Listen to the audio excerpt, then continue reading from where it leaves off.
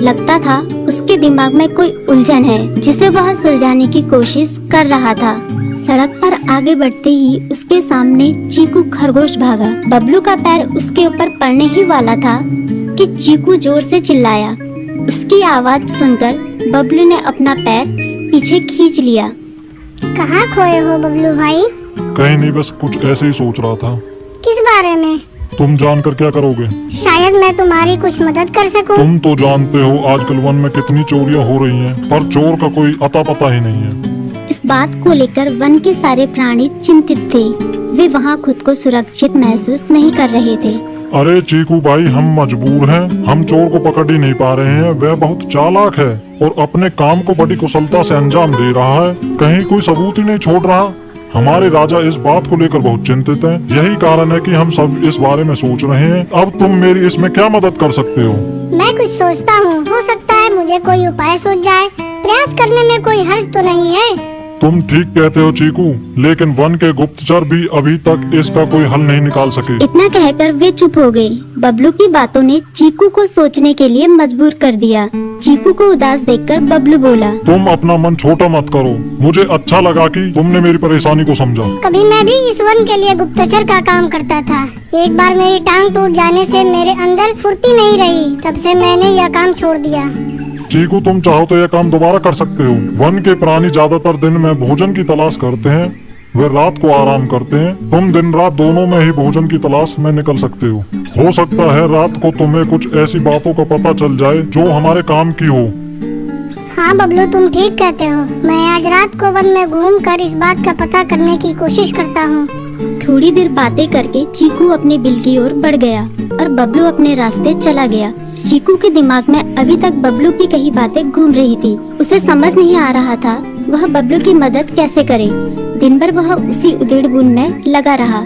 शाम होते ही चीकू कुछ सोचने लगा और वह चुपचाप बिल से बाहर निकल आया। चीकू की पत्नी ने देखा तो बोली, इस समय कहाँ जा रहे हो? बाहर खतरा है। खतरा तो सुबह भी रहता है, लेकिन खतरों से डर कर हम भूखे तो नहीं मर सकते। मैं बाहर घूम कर आता हूँ। इतना कहकर चीकू रात को बिल से बाहर निकल आया। कुछ दूर जाकर उसकी नजर बंकू उल्लू पर पड़ी, जो कुछ ही दूरी पर था।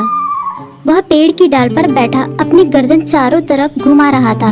वह तेजी से पेड़ की एक डाल से दूसरी डाल पर उड़ रहा था। बंकू की नजर उस पर नहीं पड़ी थी। कुछ सोचकर चीकू पेड़ के पीछे से बाहर निकलकर थोड़ी खुली जगह पर आ गया और वहाँ से बंकू उल्लू को देखने लगा।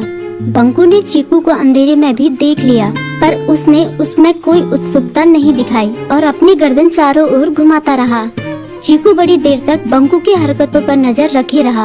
वह थोड़ी देर तक खुले मैदान में खड़ा रहा, पर बंकू ने उसे देखकर भी अनदेखा कर दिया। उसने महसूस किया कि बंकू के आसपास चमकू चमगादड़ भी मंडरा रहा था। कुछ देर वन में घूमने के बाद चीकू अपने बिल में लौट आया और सुबह होने का इंतजार करने लगा। अगली सुबह बबलू उसी रास्ते में जा रहा था। रास्ते में चीकू उसका इंतजार कर रहा था। आज बड़ी जल्दी आ गए बबलू। हाँ, आजकल मुझे चिंता की वजह से नींद नहीं आती। कोई नई खबर है क्या? यकीन से तो मैं नहीं कह सकता, पर मैं तुम्हें ऐसे प्राणी का नाम बता सकता हूँ जो शायद चोरों की मदद कर रहा है। कौन है वो? बंकू उल्लू। इतना कहकर चीकू ने रात की घटना उसे ज्यों की त्यों सुना दी। इसे सुनकर बबलू का माथा ठनका। बबलू की आंखें चौंधिया गई। तुम ठीक कह रहे हो। मुझे आज रात बंकू और चमकू पर नजर रखनी होगी। इतना कहकर वे दोनों अपने अपने रास्ते चले गए। बबलू रात को अपने साथियों के साथ बंकू पर नजर गड़ाए रहा। उसकी संदिग्ध गतिविधियों को देखकर बबलू ने उसे उसके साथियों चंकी और संकी लोमड़ के साथ पकड़ लिया। बबलू ने सख्ती से पूछताछ करनी शुरू कर दी। तुम इस समय बंकू चमकू के साथ क्या कर रहे हो? हम चारों दोस्त हैं, इसलिए साथ बैठकर बातें कर रहे हैं।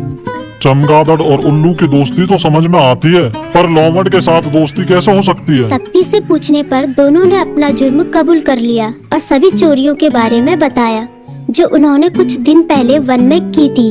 बबलू ने उनके चोरी का सारा सामान भी बरामद कर लिया। बंकू और चमकू को अभी तक समझ में नहीं आ रहा था कि वो इतनी आसानी से कैसे पकड़ में आ गई।